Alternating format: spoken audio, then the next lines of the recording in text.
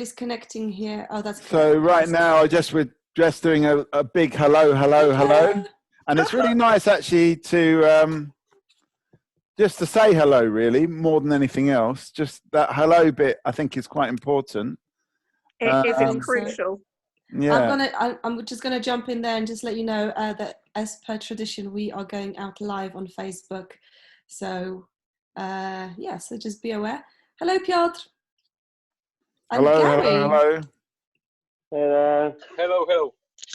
Hey. Just let me turn my video. Yeah, go for it. Yeah. All right. So everyone is free to have a video on or off, however you prefer. Yeah. We prefer to see you, but we are going live on Facebook. So yeah, we like to say, so it's not just us seeing you, it's the whole world. Well, at least a few people anyway. In the internet, nobody knows if exactly me are actually me. Yeah. Wow. Is it just me, or is it like hundreds of people? We don't know. Yes. Yeah. I was recently thinking about this game of look down, look up. You know that game when you sit in a circle, and then if you cross, like if you look at the same at the person at the same time as they're looking at you, then you have to sit out. You lost. I think it would be a complete nightmare to play to here. People would get a lot of exercise. Yeah. A lot of eye exercise. That's for sure. Yeah. You play that. Cool. Who else have got? Gary, hello. Can you hear us? I mean, those people that have not got their video on. There. Look, we've got Jill. Hello. Hello. Yeah, those people that we've not got their camera on. We're still saying hello. Obviously, you can for sure let us know if you want to say something without the camera, and you can do that with the raised hand. If you don't know where that is, that's in the chat function, isn't it? Or participants. Yeah.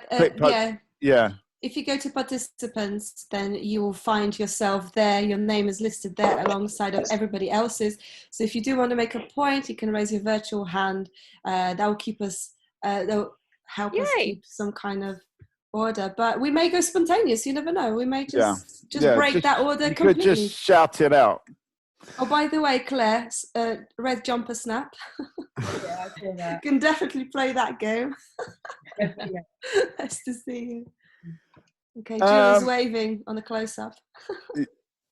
I don't know whether it's worth. We're 5 minutes in, and we've got quite a lot to do for this session. And I should say, this is a little bit unusual for us and our kind of talkie-okie style, because normally we just let it go and just, we say it at the People Speak. It's essential to be tangential.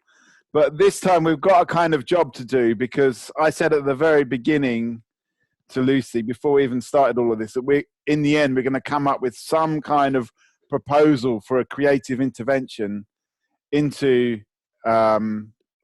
this field, whatever that means. And in a way, keeping it vague is quite good, because it allows us just to have this really good discussion about all the different possibilities. And we've come up, hopefully you've all seen our kind of cheat sheet, our ideas board of what we've trying to summarize what we've got so far. Hello, David. Hello, Dave. Yes. Anyway, we're just at the moment we're just at the hello stage, but I feel that we should, because we've got quite a lot to get through today, we should move straight on to the brief explanation phase and then on to the proper thinking phase. So just with that in mind, Lucy, do you want to say just a little bit about the story from your side, how you came to work with the People Speak, what the Bethlehem Gallery is about, a little bit, just for a couple of minutes, just so that people get that sense of, what is it all about kind of thing? Because we had quite a lot of responses to our email that we sent out, and one or two of them were definitely, what is it all about? So maybe you could just... Well, that's a good question. Yeah.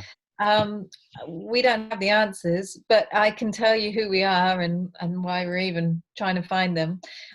So Bethlehem Gallery has been around for over 20 years, and it's on the grounds of Bethlehem Royal Hospital. And it has been working with people who have experienced the mental ill health and have gone through South London and Maudsley services. And that could be anyone who, you know, used the services years and years ago to people who are patients or on the wards right now. And we're a professional art space. We show the work of those people. We build bridges between the arts world and both outside and inside the hospital gates. We run a lot of public events, and we like mixing things up and addressing some of the hierarchy issues that just creep into these conversations and these situations. So 2 years ago, we won a grant from Wellcome to work alongside a whole load of researchers looking into mental health and justice. So they are an interdisciplinary group of people. Some are psychiatrists, some are sociologists, some are lawyers. It's a real mix of people, and they're working in these sort of work streams addressing lots of different issues that will all converge and hopefully change UK policy on how the system approaches mental health. So as part of their work, they wanted what they call public engagement, you know, people to sort of look at these issues and make them a bit more public. And we became their partners. We won a bid to do that. But that was based on our idea, the Bethlehem Gallery's idea of bringing in artists as another work stream, artists as researchers, basically, and artists who would feed their work back into the research as it was happening and would be fed by the research too. So it would be this sort of symbiotic relationship. And that's been going on for 2 years. We've got 2 more years. So we're sort of celebrating the halfway point right now with the People Speak. And the People Speak came into the equation because we've been responding the whole time to what we're hearing from the researchers. And some of that has been about interaction, really, and hierarchy and conversation. And so much of their research relies on talking to people and getting feedback from them. But that in itself can be quite problematic, as we all know. You know, a conversation isn't always equal, and we don't all arrive at the table with similar, coming at it from similar points of view or from similar positions of power. So it was really lovely to see the researchers respond to the artists that we brought on, because so many of the artists that we did bring into the project, their practice is about exactly that, about conversation and facilitating, and how to kind of create a best environment for exchanges to take place and real listening to take place. So that's kind of why we're here, because that's what the People Speak do too. I mean, that's a really good summary. And I think, I mean, you know, I'm not gonna respond to all of it, but just this idea of a lack of hierarchy, I think, is really important in the work that we do, because for us, it's the people, and everyone comes in with their contribution to this project with the same weight, really, as a person. So anyone that's a person is a contributor. And we, you know, one of the responses we got was like, oh, should we introduce people and find out their backgrounds? And that's not the way we like to do things. We like to just let people give what they want to give, and all the people are the same as far as we're gallery concerned. too, Mikey. I mean, that's the whole. We've never evaluated who comes in, who's a clinician, who's a service user. That's never been what we've. Absolutely, and I think that just when it comes to the question of creativity, we're all creative people, and we've all got something to offer.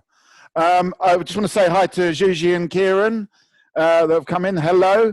We just had a bit of a sum up of just this sense of where we're going with this. I mean, this is a bit different to the 4 sessions we've had before, where we've tried to kind of expand the ideas and try to sort of riff off of each other. We still want to have that sense of like people listening to each other and adding to the ideas. But the final thing that we've got to come up with by the end of today is some kind of proposal we can develop to move this project onwards. And we don't know what that could be. It could be absolutely anything. You know, we've talked a lot about before, is it a campaign? Is it an intervention? Is it a long-term project? All of these things are possible. And it's more about what you as a group feel like, where you want to go with this. I'm just going to move. In a way, I don't like just being the person talking and not hearing other people talk, but we've got to, for this one, do this because we've got to give this, you know, the story so far. So, Margot, maybe we should just like flick up this.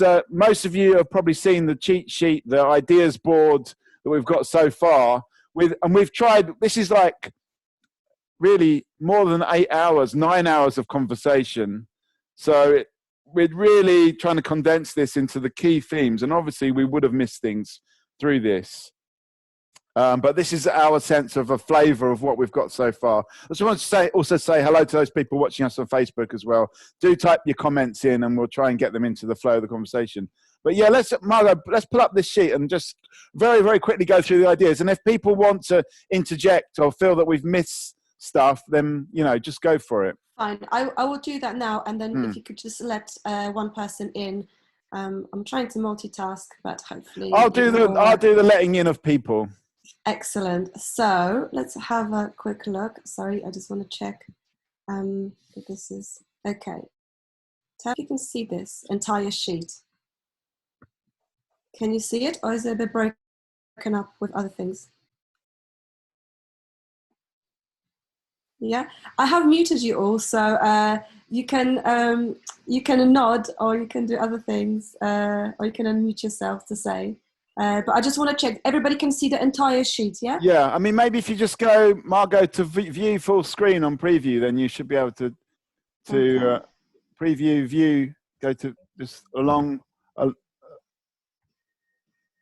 where it says view at the top there, and just go full screen. Oh, yes, sorry. Yeah. Oh. The very bottom one. There we go, yeah. Yeah, sorry, everyone. You've seen my computer now, the insides of my computer. But these are the kind of ideas that we grouped last week. And yeah, just kind of picked out the 4 main ones. So why don't we go through them, Mikey? Yeah, I mean, also, if people want to just shout something out, just unmute yourself and say something, because we can't now see you on the screen. But we'll very, very quickly go through these. I'm conscious that we need to get on with the ideas. And but let's just this National Art Service idea. That kept on coming up quite a lot. So I guess today we're asking the question, what could that actually look like? Where is it based? Who is in it? How do we mobilize? Is it, is it artists? Is it everyone, on the principle that everyone's creative? And what do people do in this art service? Yeah. Is it like a conscription-based thing where like everyone at the age of 18 has to do 2 years of art service? Or is it like more for people that self-declared artists?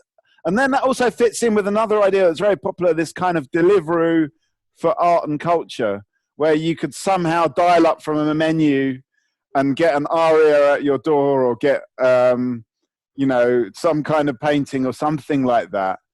And we've got like this whole bunch of themes that kind of came up. They're not kind of the central ideas, but I just randomly looked at laboratory, which came up as a creative laboratory, and I wonder whether National Art Service could be a place where we test who's like really in it for a long haul.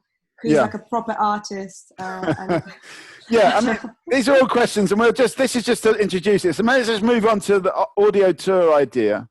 So audio tour, that was an interesting one, because the way I interpreted it is it was, getting into people's heads, but also going, audio tour of places where injustice takes place. So where people are maltreated or diagnosed wrongly, or how people with conditions of mental health are treated by society, things that we don't see. We only see the positive side of somebody drew painting that really helped them.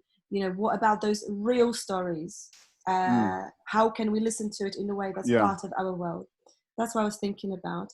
And I think in a way, that's a way of taking us out of our echo chamber and actually going into other people's experience, but also maybe fictionalizing a little bit the experience. somebody earlier was Yeah, talking about. I mean, there was a lot of chat about people's stories and like how important each individual's story is, and you know what you can do with that story, how to actually bring up that narrative. We've got a raised hand from Sarah. Let me just go to you, Sarah. We're going to keep this screen on, but was it something you wanted to say now or later? I'm just going to unmute you.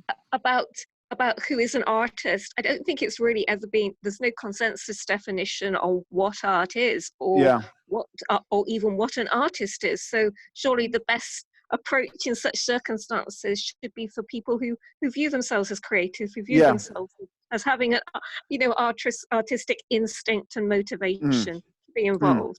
So it's kind of like this self-declared idea of an artist. Anyone who wants to identify as an artist can do so. Yeah.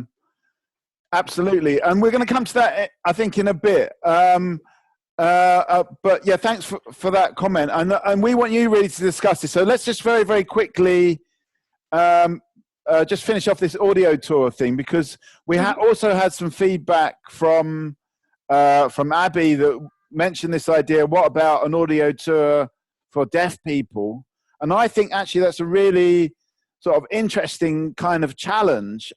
And I think that's a creative challenge to sort of like, you know, come up with a kind of conceptual element to the idea, and actually, what will that audio tour look? Who are we excluding with an audio tour? How do we actually get into people's minds when everybody's different? And I think it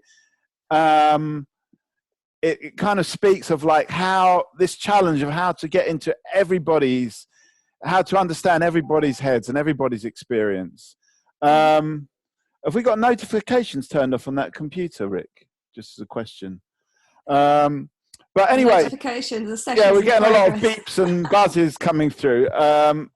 Anyway, let's just move on to this idea of society as fabric. I think this needs a bit more explanation, really, this one. With the society as fabric, I think it was one of the early suggestions in session 1, looking at people themselves or ourselves as the artwork or the movement or of some kind of the medium itself. So it's not about creating an object or experience. This is us collectively, or maybe as individuals, doing something to change the narrative around mental health or art or creativity and that kind of stuff.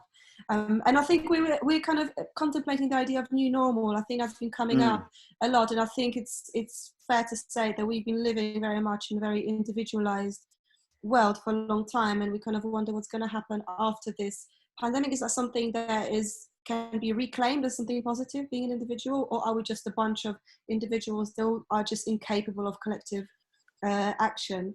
Okay, but I mean, what would a kind of intervention or some kind of proposal look like in this thing? I think a movement, some kind of a movement. That's what it seems to me. So it's like a campaign, as far as you can see. Yeah, I really think it's immaterial in a way.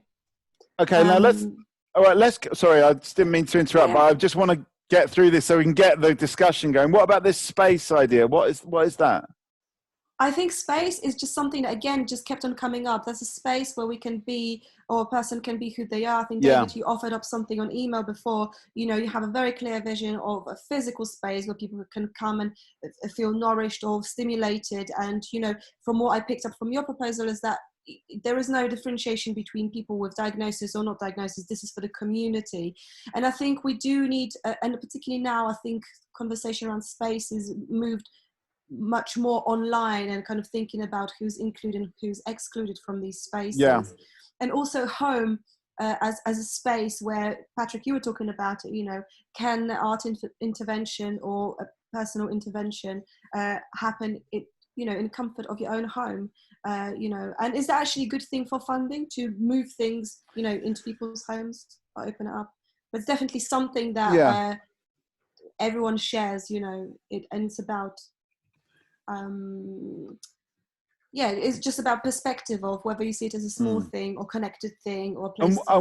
Once again, same question. What would some kind of proposal be, or some kind of intervention that we could propose? What would it be here in your mind? I will say to everyone out there, we're going to try and reshape this and see what other people say about this. But what would that idea of a space actually look like as a project or as a proposal? Mm-hmm. I mean, I don't want to answer that. I could answer that. Yeah, I mean, the thing, maybe, I mean, it's something that we had a very, like, thorough response from David about this, you know, his vision. It's quite a strong vision of of this space. And it was literally just a building where people could go that had that really accepting vibe, that was a good place to kind of go to. There's a point there from Lucy. Do you want to just quickly jump in there, Lucy? I was just thinking about what they might look like. I mean, maybe even it's a mapping project. I mean, if we're talking about space, could it be a sort of channels of communication map that shows, because I think we all are aware somehow that some people are being included and some are excluded, but sometimes it's quite hard to actually get a handle on that and see what that might be. And maybe it's only through visualizing it that you can actually wrap your head around where the areas of exclusion and inclusion are, and maybe even how that fluctuates too. And I'm not even sure that we'd find if we investigated it that it's fixed. I don't know, as you were talking, I know I don't have my hand up, but you just made me think of this kind of, you know, kind of geography-based context. We can map out places of exclusion, but I wonder whether we can map out context where it's okay. In which spaces is it okay to say whatever it may be that you want to disclose about how you feel or how you want to express yourself as well. But I also wanted to come back to space and also linking it a bit with, because by the way, I mean, these are kind of 4 main themes, but you know, they can link, they can be just ever so slightly inflected by each other. I mean, you know, in the end, we might end up with something which is a kind of synthesis, a sort of hybrid of these ideas. But I mean, this is a thing, in a way, it's a bit kind of, for me, it feels a bit unnatural. I'm just going to unshare the screen. It's a bit unnatural to sort of kind of be so deterministic about the conversation because, you know, we like it just to flow. But in this case, we really want to come up with some ideas. So we're going to structure it a bit more than we normally do. So what maybe I want to do now is just investigate each idea for about 10 minutes each of those 4 ideas, remembering that these things can inform each other. So it's not like, it's just more like, how do we refine this idea? What is good about this particular idea? I would just like practically do. Margot? And I would just like to bring in Abby on this, and Abby's on our Facebook. And Chelsea will be joining very shortly. But Abby's saying, I think maybe the spaces thing can also be linked with the audio tours. I think it is linked. Yeah, absolutely. So we can come back to that. And if you've got any kind of more detail on this, Abby, please feel free to add in comments, and I'll bring it to the table. Where we can. All right, so let's just go. I'm going to start my timer. It feels very weird to do this, but anyway. I'm being stricter than I normally am. So what do people think about, just going back to this National Art Service, what do people think about it as an idea? How could we start the idea? I mean, I know that Claire was very much into this as an idea. You saw it as beginning as visualizing the idea to begin with. I mean, maybe Claire, you want to say how you would like to, because I know you're very passionate about this particular idea. So how would you see it moving on? Oh, let me just, you're unmuted. We can't hear you though, Claire, somehow. No, can you hear me? Go now, yeah. Okay. I was thinking of it more in terms of following the National Health Service rather than the Army. Yeah. So I was going to sort of think of equivalents of things that are part of the National Health Service and think of the art equivalents in a light-hearted way, really. Okay. I mean, what particularly, where is the connection between that? I mean, what can the art service do that the health service does in a health context? Well, I was just going to start in a visual way. So visualizing, you know, a doctor's bag with all the stethoscopes and everything. So it's almost like that family doctor comes and sort of gives support. In a way, it's a bit like that kind of, in the very first session, we were talking about how, you know, potentially artists could come and intervene on the street and come and with their toolkit. Maybe an artist could come with a toolkit or a doctor's bag of art tools to actually begin the process. Okay, Patrick, you had your hand up for a while. What was your point? Patrick, let me unmute you. Hang on. Oh yeah, because he's on the phone, isn't he? Okay, yeah, you're unmuted. Go on. I got it. Hi there. So I was actually trying to think about combining the idea of the space and the art service. So if you imagine, if one could, if there was a space or existing space, let's say not all the, but a lot of the art students, artists, or even people from the psychiatric field, they could actually do like some sort of a community work in the space. Right. And that could be their training, so they would be kind of getting involved in the process, and by doing that, already helping out, people who would come, so that could be like a headquarters of so kind of sort of like art stroke psychiatry HQ, where you kind of, or like a training ground, let's say, without wanting to bring in too much of a kind of military sort of vibe to it, because I know that puts people off, but this kind of idea of a training ground. Go on, sorry. The lab. Let's say if there's art schools, for example, be encouraged to send their students to do some sort of, project there, and that would be marked, as a part of the curriculum. That would be fantastic. I think, Now we got Piotr had his hand up for a little while. What was your point? Sorry, can you hear me? Yeah. I would like to point to the same, to the same place as Claire already said. Like art service, I would more see around the NHS, where actually people already, like, when you're going to the doctor, say about your problems, they can advise you about some CBT therapies, or like go to psychiatrist, psychologist. But as well, if there will be no option like art service, of course, different people will need different. For different people, work different things. So why not choose as art service as well for helping? Even someone don't need to be an artist, actually. Just by painting like simple things, just by playing with colors, So what I'm seeing with you is almost like a sort of, in the doctor's surgery, we've got like Dr. A, Dr. B, and then the artist is the next sort of room along. You can have almost have like an art tutorial instead of seeing the doctor kind of thing. That would be quite nice. And I think that moves it along the proposal a little bit. Kieran, you got a point? Sorry. I was just thinking, well, more or less like continuing what everyone said, but we've got all these art schools and galleries everywhere. You've got tons of space at the Tate Modern, which doesn't seem to do anything. Right. Where you could have clinics where people go in. And they find out what art's all about. And it depends who's there that day. Right.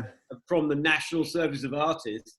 And because I think one of the big disconnects is that the public, I mean, if you ever meet someone who says, I'm not creative, and then they ask you about art, they haven't got a clue what you're talking about. You take for granted they know everything. A bit like someone knowing maths and assuming you can add up, but you can't. I think art's a bit like that, and creativity is a bit like that. And it's a big mystery for most people. Right. I mean, if they really saw what artists got up to, their minds would be blown, but also they'd be probably horrified as well. What? You call that art? So that needs to be broken open, and that's the kind. And there's a place everywhere where that could be done. It would be like a national service where you pull in every small art institute in the world and get them involved. Okay, let me. Sarah had a hand up. I don't know if it's gone down now. No, it's still there. Sarah, have you got a point? Yeah, my point was, if you're going to include people who are perhaps marginalised or discriminated, there needs to be in reach. For instance, in terms of SLAM, River House, the secure services, people who don't necessarily, have a kind of, have had, they may have had disadvantaged, deprived backgrounds and upbringings and are really cut off from this kind of thing. So there needs to be active, outreach and in reach I mean, just going to this idea about what people have suggested so far. Is it like something that you could access at a gallery or a doctor's surgery? Will that work in terms of this question about actually reaching out to people? Or do you think it needs to be? I think you need to go to where people are in their own communities. Right. Or if they're in prison or if they're in secure mental health services, go to them there. Because especially in those circumstances where people's movement is restricted, 24/7. So in a way, this art service can't just be something that you go to. You've got to go to the people as well somehow, or make yourself available in these institutional spaces. Lucy, you've got a hand up. Yeah, I was just going to say, I mean, in places like River House, they do have art technicians that go in and work, and that work is going on. But what we've sort of found at the gallery is that desire is for that work to then travel beyond those walls, and that making just for themselves is good for some people, but also there is a real feeling that they want that work to be seen. Because they're so isolated. So I think it's also about where that work goes, not just where the work's made, perhaps. Right. So there's almost like a two-way flow here. I mean, is that part of the art service thing, do you think? I'm gonna go on. You're going, Margot? I was going off from what Karen said. When you were talking, I just kind of imagined that every art institution has got their own kind of art, not exactly art therapy, but their own unit of art service. So so it's not like NHS having to have like an art department. It's like the art department, the health department exists in every art centre or every cultural institution, and maybe that'll be a good way of then showing the work that's being made. But also, Lisa, you said about how is that different to social prescribing? And how is that different to social prescribing? Okay, that's a question that's out there. There's got a lot of hands up, and we're sort of running out of time. That's the way it goes here. But let me just come. David, I'll come to you in a second. Gigi's got her hand up, so I'm just going to go to you, Gigi. What's your point? Oh, hi, everyone. I'm in Australia, so the conditions are a little bit different from what you have there. But well, it's dark for a start. It's dark for a start. A few of us came up with the term art doula the other week when we were talking with art communities about what kind of terms might help make us approachable in these kind of circumstances. Before the pandemic hit, I've been trying for several years to go into places like family centres and establish an art room, which is just you pass this place on the way to other services, and it's just there, and have an artist residency there that becomes known. And architects hadn't thought about that. The architects of the places I was in, so it seemed impossible. However, this conversation is making me think I'm just going to go back there again because their circumstances this could do it. And my idea was particularly about because I've been working with refugee groups, it was sort of an imperative to be where they were and where they came to. And, conceptually they were very ready to do it, but it was the means in which to engage, the provision of space and place and consistency. And the bureaucrats wouldn't have any of it at that stage. However, there's something about regenerating. But the other thing I know is friends of mine had at a festival, they became Dr. Pockets, and they dressed up in costumes, and they had stethoscopes around their necks, and they kind of approached the people in the festival out in the grass on the commons with all sorts of, they sort of asked them what their ailments were, and then they pulled out prescriptions and handed it to them. So it was like an exchange of stories, and they had little gadgets and tools which were really playful, but also quite gentle and mercurial and poetic too, that started off a conversation which was about settling and calming and really changed the timbre of the whole festival, which is really beautiful. I mean, maybe a festival is a good place to try things out. I mean, it kind of goes against what Sarah was saying, that the real people that need the service are the people stuck in institutions. However, it is a good testing ground, and maybe that's a good laboratory. Let me just come to Dave. Sorry. You could think of festivals, you could sort of think more loosely about what a festival is. It doesn't have to be a very public event. Yeah.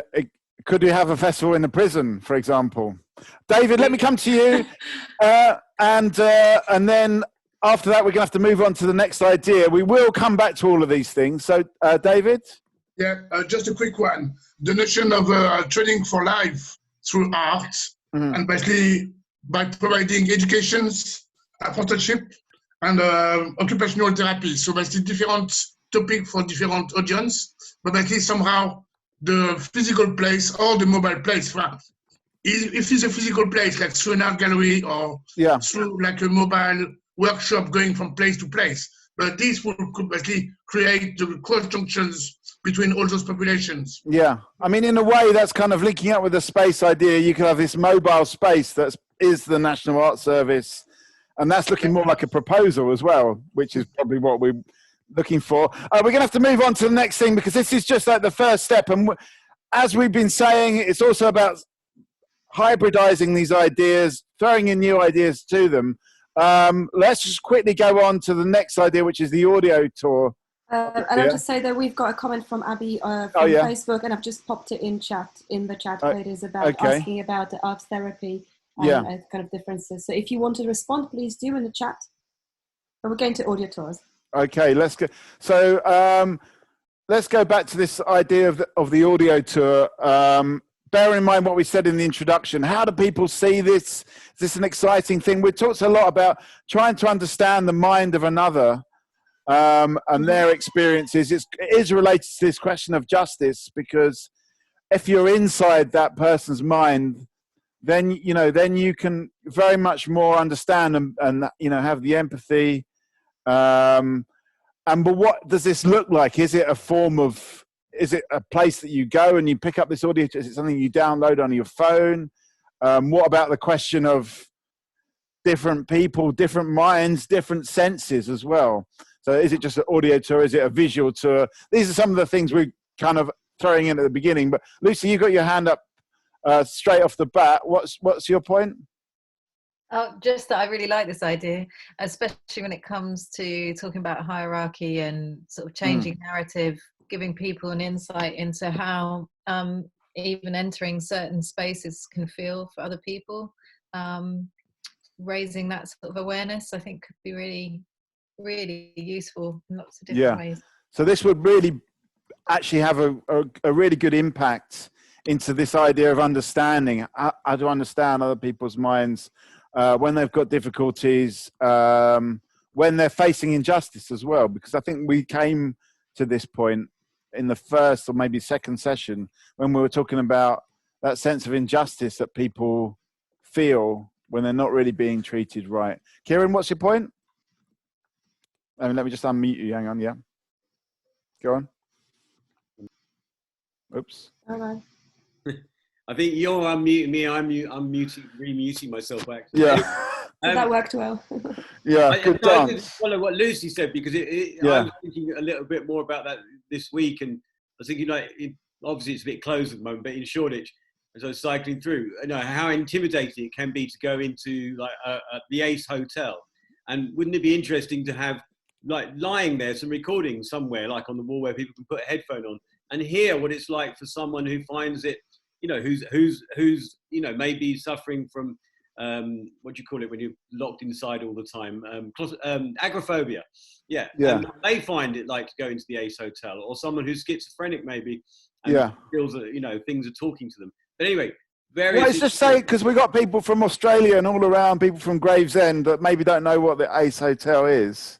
Well, it's an uber trendy Shoreditch. I mean, the doormen wear DMs and 501s as part of the uniform. So right, and it's very it's very intimidating for some people. It's very California in a way, the whole thing. Yeah, so it's kind of an intimidated, fashionable space that different people. I suppose what you're saying is you find that quite inviting and a nice space, but other people might find that intimidating. And I suppose that also connects to other spaces that are out there. I mean, are there spaces maybe people here find intimidating or find exciting? Oriana? Yeah, go on. There's lots of places that I find intimidating. But rather than list them, I just wanted to say it just makes me think about this thing that Lois Weaver, the kind of experimental theater practitioner, did in one of her shows, and it's a kind of established thing where you sorry, I'm not explaining. I haven't even said what it is. It's I'm trying to think of what it's called. It's where you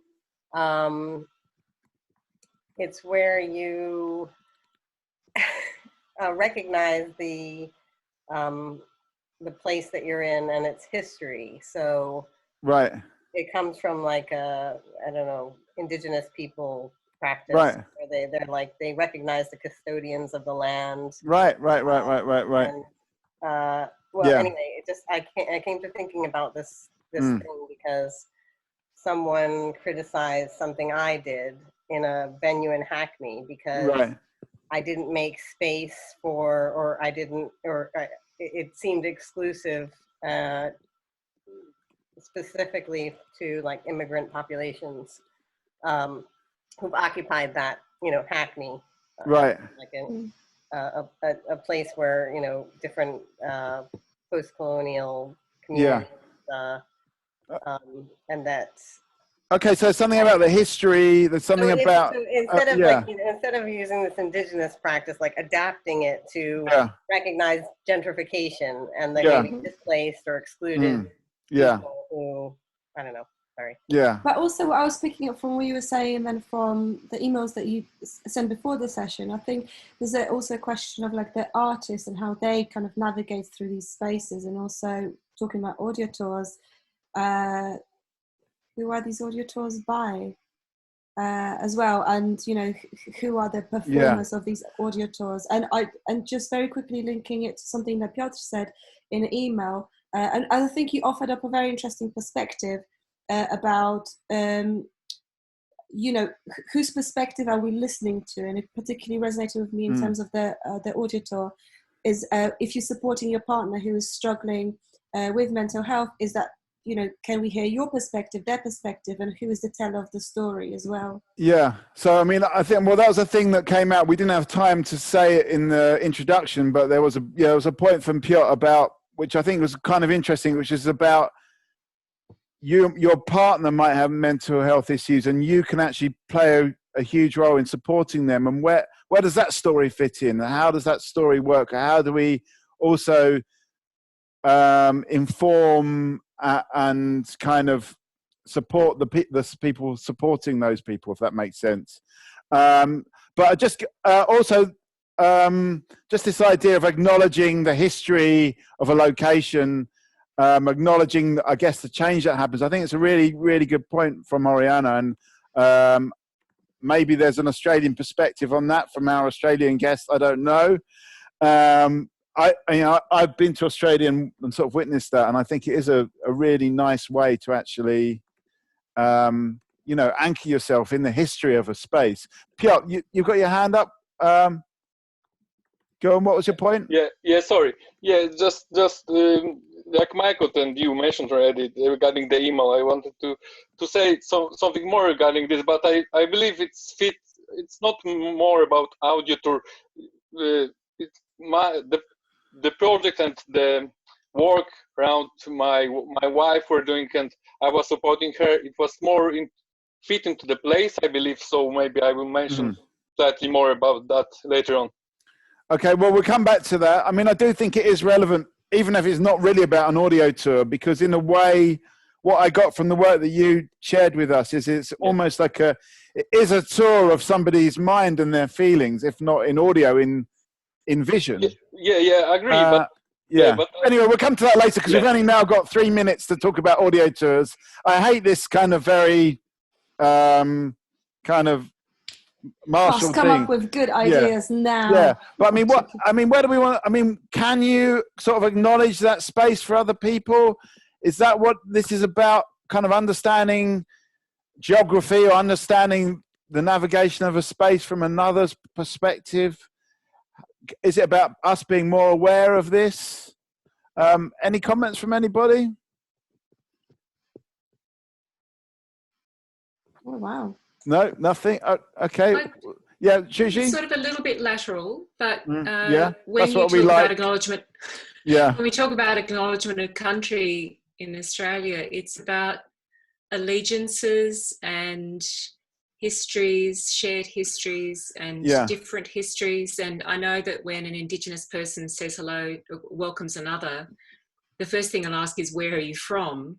And it helps to place that person so that they know what they don't know as much as what they do know. Because they might be tribes that abut each other geographically and historically, but if they know that they will have shared ground and also different ground. And there's something about finding that clarity, which is within their system of acknowledgement, that sort of says, I know you and I don't know this about these other things about you. That's one of the really critical things. Yeah. And I guess in terms of mental health experiences, you know, people share emotions and degrees of mental landscapes, and we don't share them as well. So something about the parameters that can clarify where we know and where we don't know each other. I mean, there's also presuming we don't know or presuming we do. Yeah.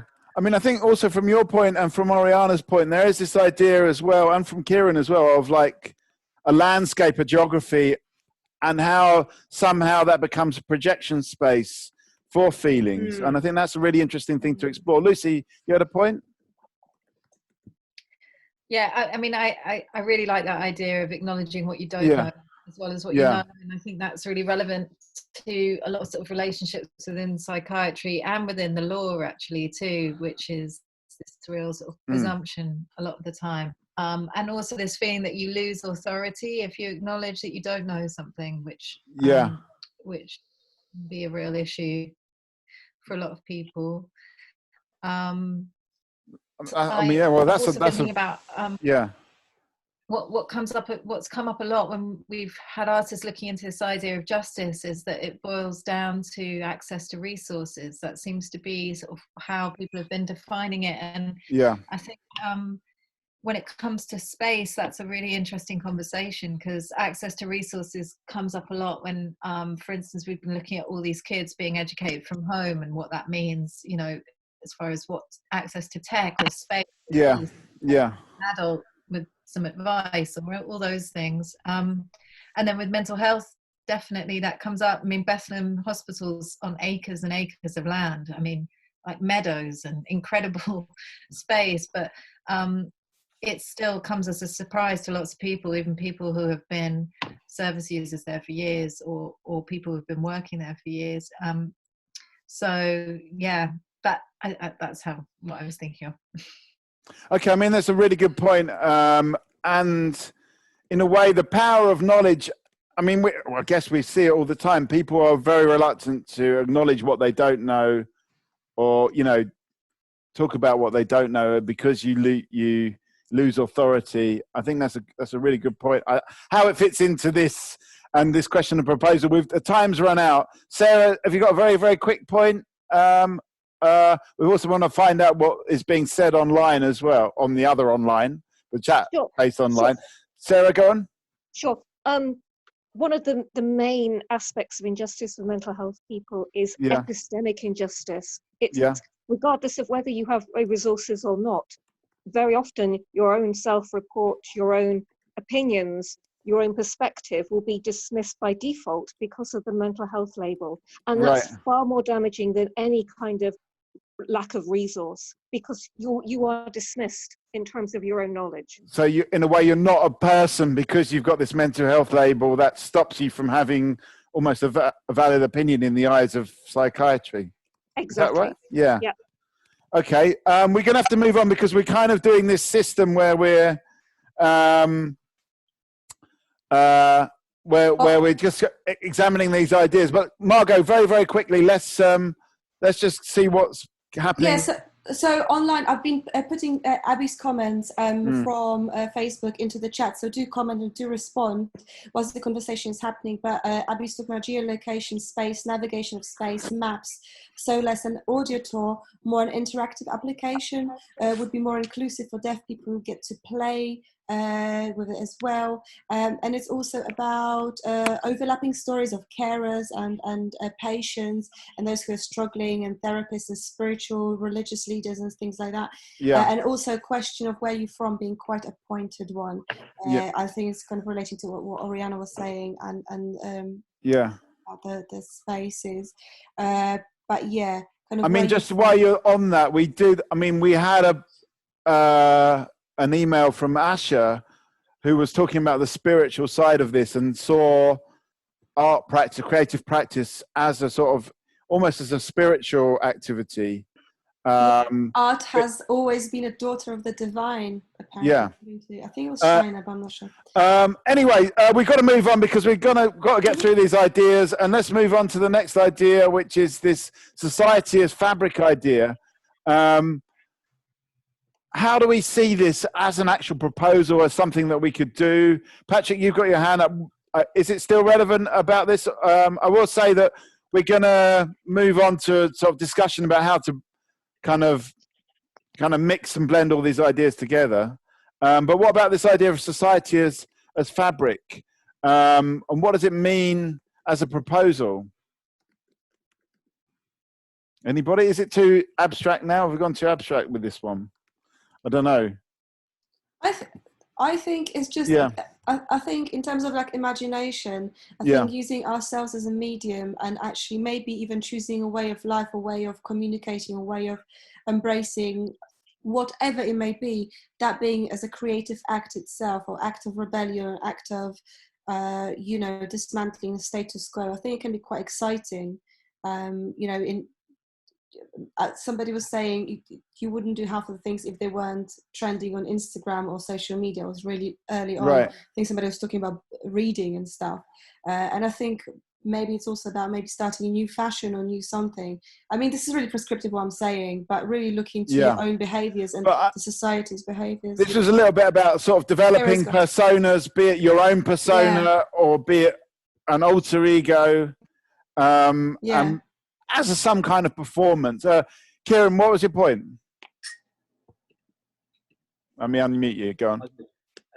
No, well, I don't know whether it works, or whether this adds to that. But I was just wondering about an archive being created where each artist or anyone that considers themselves artistic creates a 15 or 20-minute video of what they actually do for their art practice. So that people can go in and access that and look at what people do, which is kind of individual, but also it opens up the world to people that creativity is very, very broad, and then they can contribute to it themselves, and therefore enter the world of art. Well, I mean, I'm just thinking practically from terms of like trying to do a project in these COVID times. That would be an easy one to knock out because everyone's at home; they could just record it themselves. So from that perspective, that kind of works for me. And we could shine a light. It's very accessible, isn't it? Yeah. Anyone can go on their phone and look at it. I mean, anyone can access that. Yeah. And it could be an amazing archive. I mean, you could have some famous names in there just to sort of boost it up a little bit. I mean, Grayson Perry's always willing, isn't he? So start with Grayson Perry and move on. Okay, so get all creative people, whoever they are, to record a 10-minute explanation of what their practice is, what they do, just throw it out there. What was your point? Yeah, sorry. Just to add some comment to what Margot already said. How like society could react to the art which you are creating. Like most of my wife's work is like dark. It's not like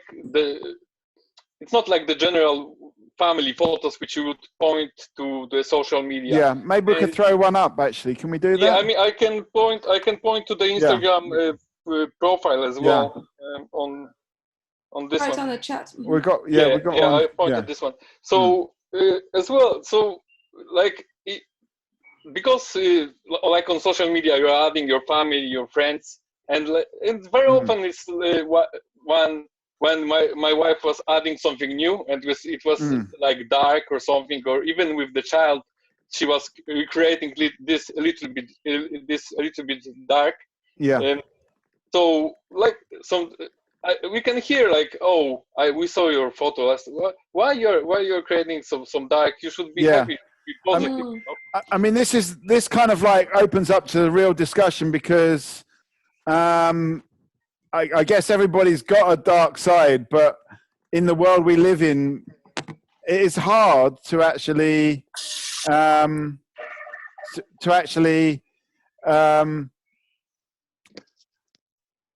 to have that accepted or understood, or to actually go into that flow of that dark side. Yeah, I mean, we haven't got actually only one side, in my opinion. Yeah. We have different sides. When we are angry or something, we can present different to social to your family members as well. I mean, Patrick, you had a hand up, but I really hear what you're saying, Piotr, about there's the kind of the artwork, the kind of expression of how the person's feeling, and then there's the expectation you have to kind of present yourself in a slightly more palatable way to your family, because they will ask you. And also, family does that thing where they can just like, why are you like this? They can get to you like very directly. Exactly. Yeah. That's and it could be geography specific. Yeah. There's a reason why people don't. But the thing is that some it's not like building you up. It's like lowering you down. Okay. Yeah. You maybe don't like it, or but like pointing this out all the time on like some meetings, or like hearing on your backside like someone did look at her photos, or like it's like it's slowing you down. I mean, is there a positive side to this as well, that at least it brings the discussion up, and those family that maybe don't want to deal with it, they get exposed to having a different discussion that they wouldn't otherwise have? Is there that side to it, or you don't think really? No, don't really. To be honest, we just remove the Facebook account, and just don't add too much people to that. So in a way, it's like a different social media persona rather than a different real life persona. I guess we're talking about personas. There was a point from Zhuzhi, but I just want to say to those people that have joined us in the meantime, especially those that are not on video, if you want to make a point, there is a raise your hand function, which is if you go to participants, just click on it. There's a thing at the bottom there that says raise hand. That's really useful for us, especially when we've got so many people on the stream, to know who wants to say something. And we do want, if you're not there on video, we do want you to also contribute, and also you can contribute on the chat as well. There's a point directly to Kieran from Abby on Facebook. So Kieran, if you look at chat, then you'll see it. Okay, Zhuzhi? Yeah, this is a very interesting area to talk about, the revealing of shadows and darknesses and difficult things. And I just want to reflect on a conversation I had with a practitioner in London just on the weekend. Because of what I'm going to say, I can't reveal who it is. However, they work with people of profound and complex needs and elders in the community. And she was talking about her organisation, that when there is no boundary, she finds her organisation very unprofessional in its administration and in how it operates as an organisation, as opposed to the work face-to-face with the people. And we were talking about that issue of boundaries, actually setting containers so people understand their roles and can do their work and be completely available to the complexities of the people they work with. And it made me reflect on what I'm reflecting now, is that expression is one thing, but expression within frameworks or containers that hold it is another thing. She identified that as a professionalism to it. And when art has no container, it can sort of misrepresent itself as well. So I wonder if part of the task of talking about this social fabric is to be able to more clearly and better articulate what those we're not talking about rigidity at all. We're talking about structures and membranes, which is what actually allows for the exchange of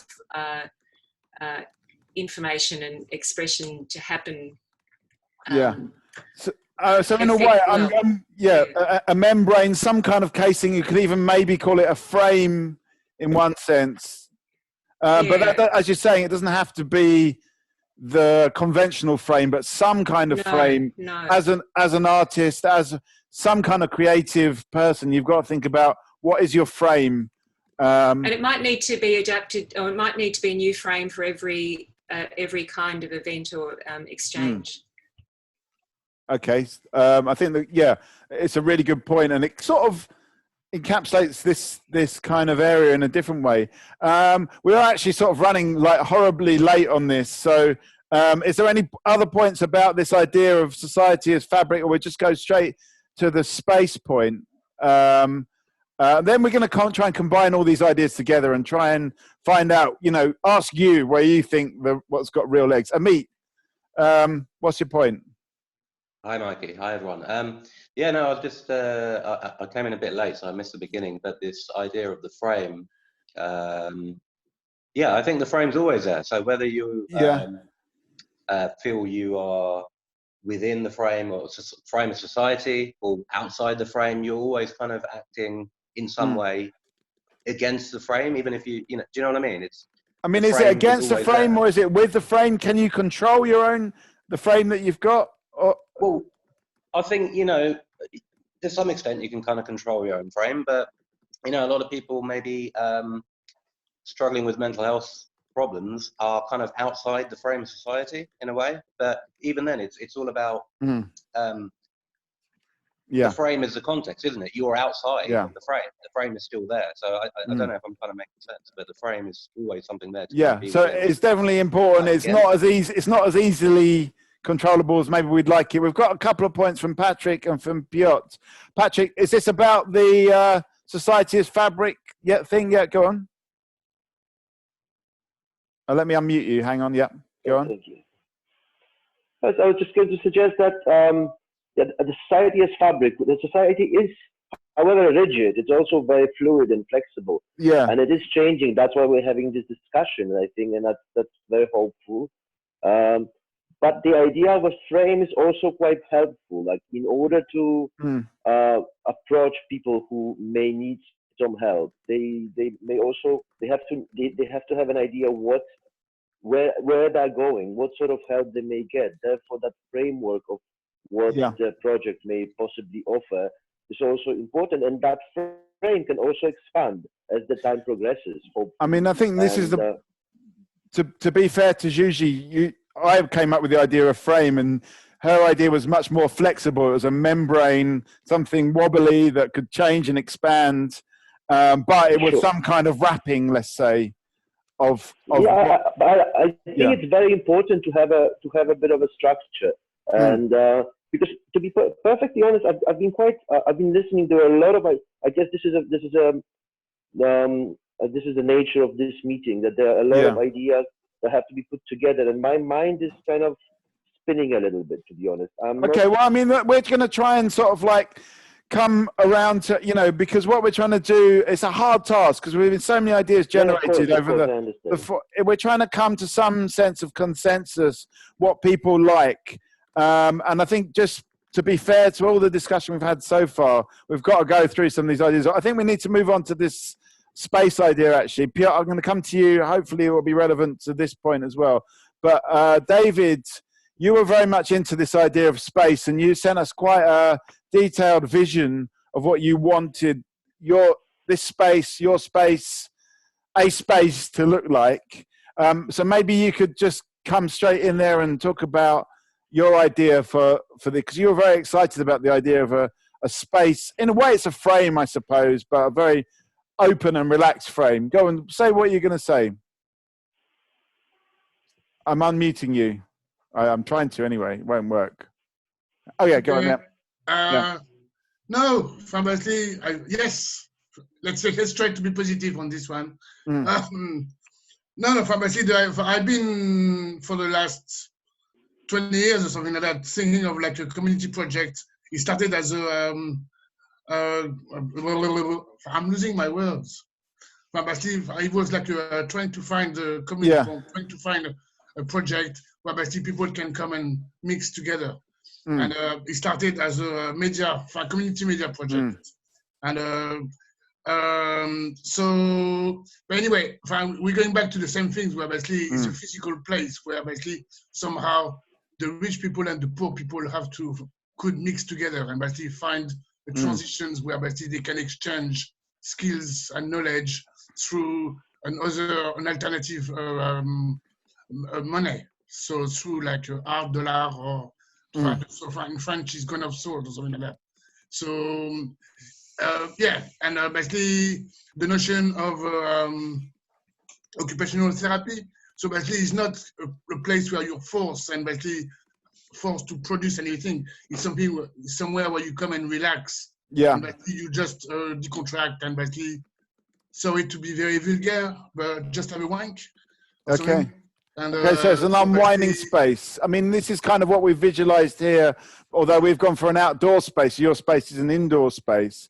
But I mean, what about this question of unwinding? Are people unwinding now in these strange times? Are they experiencing this sense of being able to unwind? How do we create a place where people can unwind? The stuff is, it comes from the psychology things. It comes from the therapy. The therapy have to involve, I have to evaluate to like a more open space where basically it's creating a place where basically you can share quality times and basically maybe get from other people and stuff like that. Yeah. Okay, let me go to Piotr. What was your point? Is it still relevant now? Is it more for the other section? Right now I have like cloud in my head. We probably need a space to unwind because we're overloading people with ideas. So we probably need to. Maybe we need a break in this one and come back in 5 minutes once we've done all of this. But anyway, go on. But you know something? Yeah. Apropos space, it's just one of the conversations we had with Lucy some time ago. It wasn't on this in this forum, but it was about the work that we're doing, and we were talking about a space.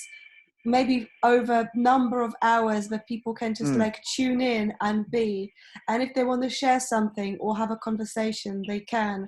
But it's also a place to kind of, to have, like an extension of your room is the way I kind of visualize it.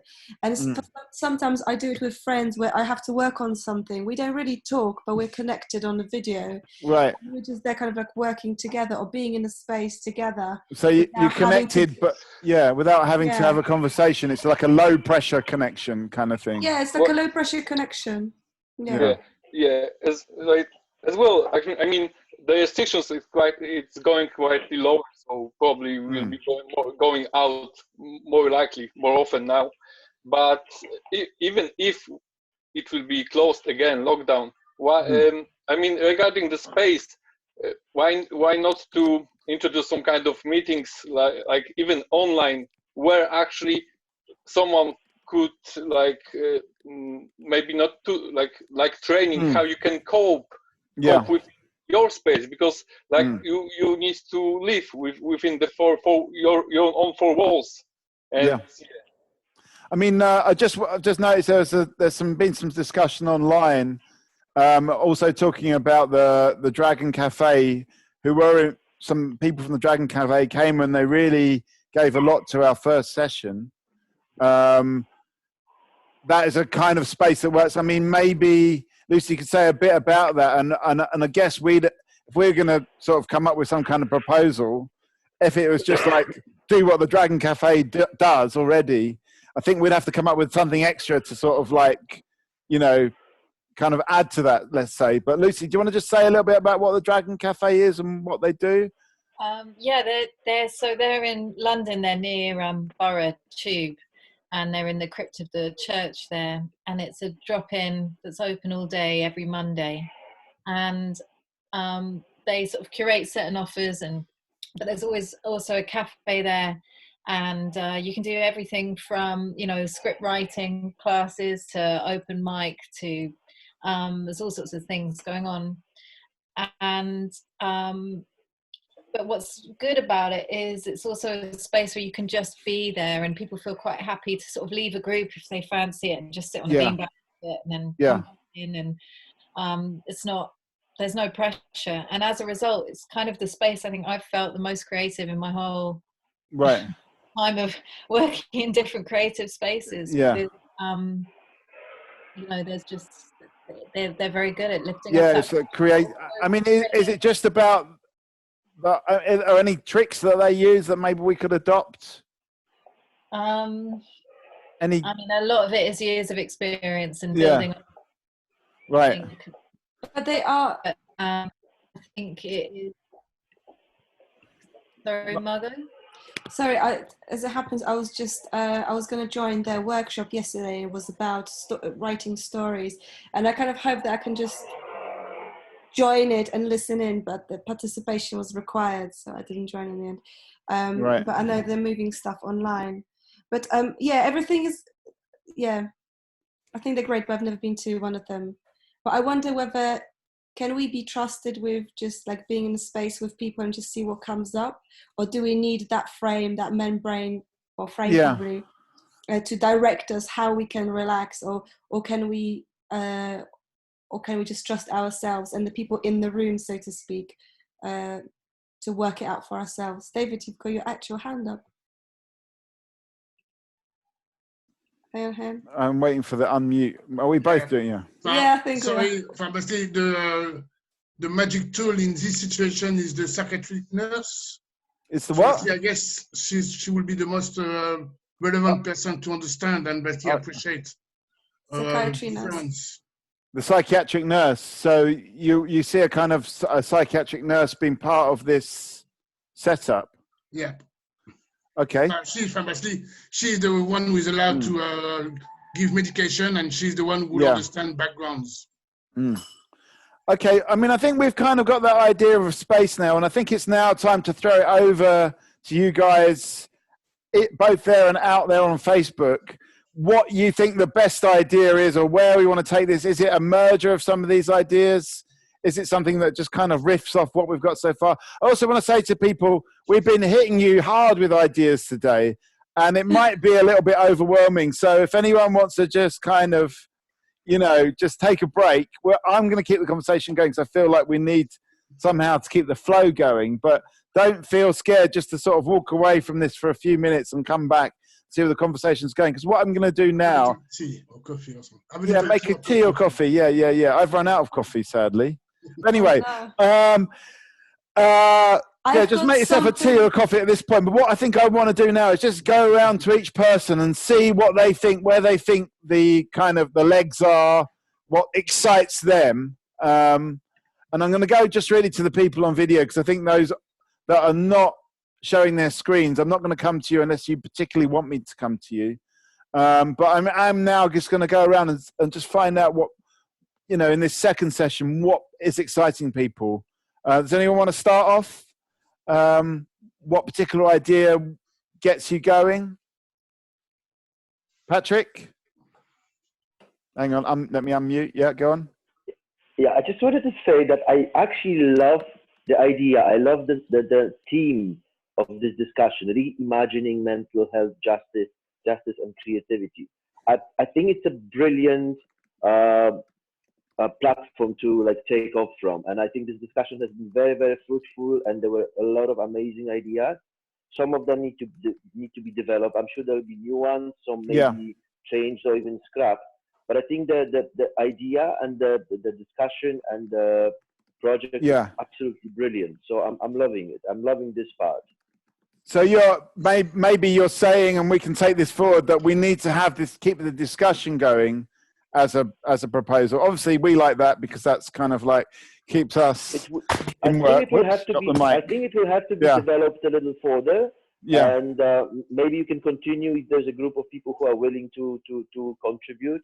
Yeah. And if you have time and energy to continue. I think we certainly do have the time and the energy to do it. Piotr, what particular thing excites you? Yeah, hi. Oh, you're exciting me. I mean, the whole group. Yeah. Yeah. No, but as I completely agree with what Patrick said. Those community meetings are very very intuitive and very helpful. I think if it could spread like more widely, it could help as well. For more people to be aware, maybe as well, for some additional things like which they could use to help themselves. I mean, this is a question that quite a few people have mentioned.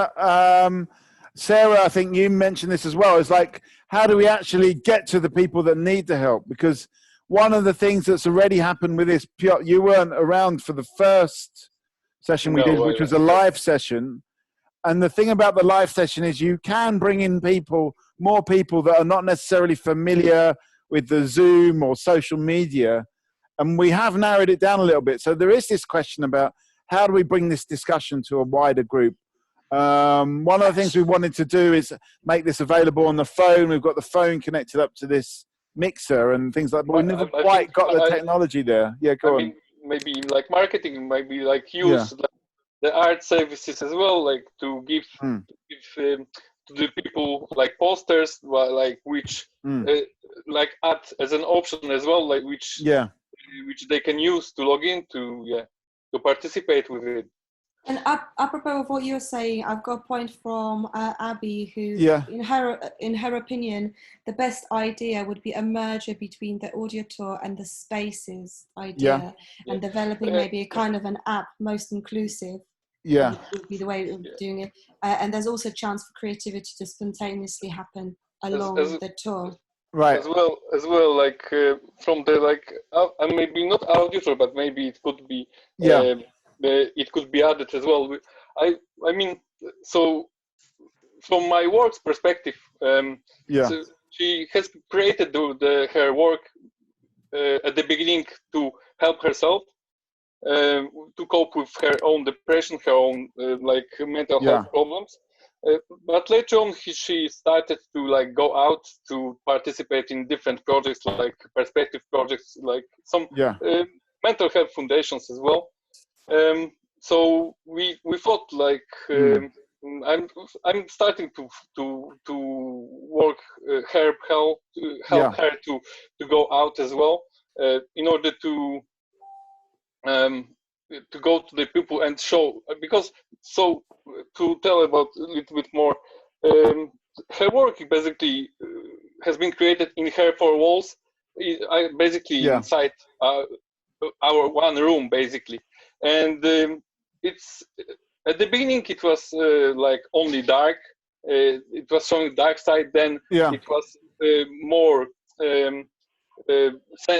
not sensitive, like showing the sexuality bit. So it's showing as well different sides of woman sides as well. And we thought to go to show some other people four walls as well. So I mean, in a way, this is really relevant to what's going on now, where everyone is trapped inside. Not just those that don't want to go outside, but we're all kind of trapped in our four walls. But as well, we thought about some different project. I'm not, from my understanding, we haven't seen anything like that before.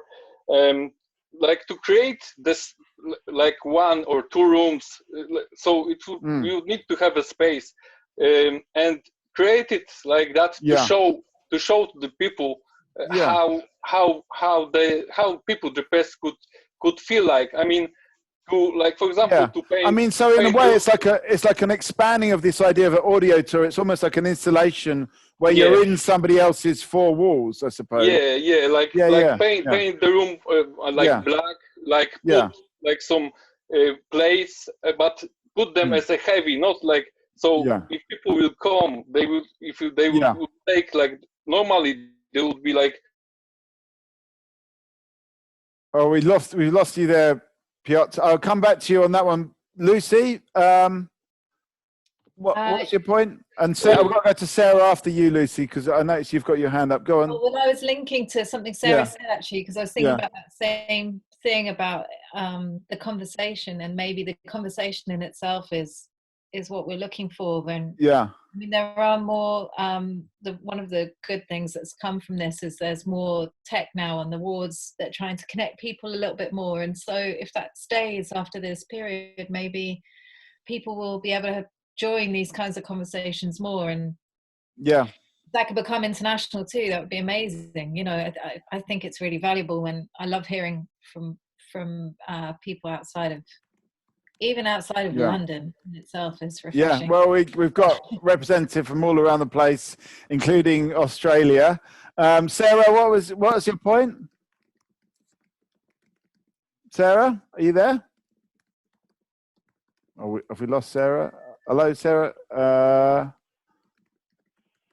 I don't know if we. Let me see. Oh, I'm trying to unmute. I think you're muted. Go on, Sarah. Say hello. Hello, can you hear me? Yeah. Yep. My point is that although on some wards there be more tech, within prisons, within secure mental health hospitals, there's very little tech. Yeah. You know, and access to what tech there is again severely limited. So in order for people within those settings to have a voice, there needs to be other means, because they are cut off in so many ways. They're not heard, they don't have a voice. And people don't really know who they are or how they are or what they are. There are so many stereotypes that persist. And these people need to have a voice and a means of expression through art or any other way, so that stereotypes can be challenged. I mean, from what you've heard so far, Sarah, I know that we've kind of bombarded you with ideas, but is there anything that you'd pick out of that and say, well, that's the one particular thing that I would like to move on with, or that's the idea I'd like to develop, but maybe we need to do this or that? I think as one person said, getting the art perhaps they produce out into the community, out of the prisons, out of the secure settings, and into the community. So in a way, it's almost like that. It's actually having those channels to express that outwards, exactly, yes. And the channels coming in as well. Exactly. Yeah. Okay, Kieran and Amit, you've had your hand up. I'll go to Kieran first. I can't remember what my point was, but I just want to follow on from what I think Sarah just said there, that maybe there could be an exchange program, which isn't, I mean, normally you have to volunteer, go into a prison and teach an art class, and that's quite a big deal, isn't it? But maybe there can be an exchange thing, which is mediated by an organization where a bunch of artists make some work to exhibit in the prison, and the prisoners have their work exhibited in an art gallery. So there is an actual exchange going on, and we get to see each other's work, but then, you know, we open up doors maybe a little bit. Okay. I mean, maybe it was also about fostering that conversation between artists and people that are stuck in one institution or another. Amit, the other thing I was going to say now, immediately, I think could happen from what everyone's been saying, is that it's sort of developing the idea of people showing their own work, but also Piot's idea of their space. That, you know, doing a film of how they're dealing with their space at the moment, but in a creative manner, would be really interesting. This is the moment to do it. It's going to be over in a few weeks, possibly. So what you're talking about, in a way, is going back to the idea of a 10-minute video about you, but it also includes your four walls, let's say. Yeah, not about me, of course. Everyone else. You in the plural, I meant. Amit, let me unmute you. Go on. You still go on. Yeah. Oh no. We're still not hearing you. Yeah, we are hearing you now. You can hear me now? Yeah. Sorry. There's this quote. It's attributed to Deepak Chopra. I don't know if he said it first or what, but imagination is the best use of creativity, and anxiety is the worst use of creativity. And, I don't know. I thought that was quite powerful. You know, I usually work in Hackney with mental health, and a lot of there's a service called Core Arts, which a lot of clients I work with use, and that's like a creative thing. You know, there's painting, there's drumming, it helps people enormously to be able to have a kind of creative process to channel their anxiety into. And I know at the moment, you know, there's a lot of like quite justified anxiety all over the place, and it's not as easy as just switching it off and turning it over to to creativity. But I think, you know, it's something we've talked about in previous sessions, I think, on this project. Just from what you've heard so far, is there anything, okay, so you're familiar with core arts and you've got your own practice. Is there anything that you've heard in this session that might kind of give a clue to something new that could happen, or something that's not being done that you think maybe we could add this to the mix? I don't know. I'm afraid I don't have like well, the conversation's really interesting. It is about you know, being forced into this new situation and being forced to adapt. It forces some creativity out. It's like, you know, squeezing the lemon, isn't it? To get the necessity juice out. Is the mother of invention. Exactly. Yeah. So maybe it's about working in these times and how to work best in these times, and use that imagination, turning the creativity into imagination rather than anxiety. What I want to do is just go on. Sorry. No, I was just going to say, what I want to do is just ask people. I'm going to go around. We've had comments from a few people, but those that haven't said anything, if you've got something to say, it could be just as much as like, what is the direction? Because we need direction here, because we've got lots of ideas on the table. We need to sort of like work out what the most popular one is. So, Jill, have you got any thoughts about what you think the best way this project could be headed? Well, I think that if you had a national art service, it could incorporate a lot of the ideas that have come up today. Right. People could go into places where people are kept and do classes or introduce things. Yeah. They could also show the people with mental illness, show their work in outside places, and also for people who are not in hospitals, there could be the drop-in centres. But I think the whole thing has to be sort of established and not just higgledy-piggledy. What's the first step, would you say, in making this happen? That's a big question. I'm afraid I can't answer that. Okay, well, that goes out to everybody. Establish a national art service. Well, maybe we could go and do a bit of history, a bit of research, and find out how the NHS started off, and work out how to maybe follow that along. I don't know. I'm just going through everybody. David, have you got a particular favourite project? Where do you see this going? Let me unmute you. Hang on. Yep.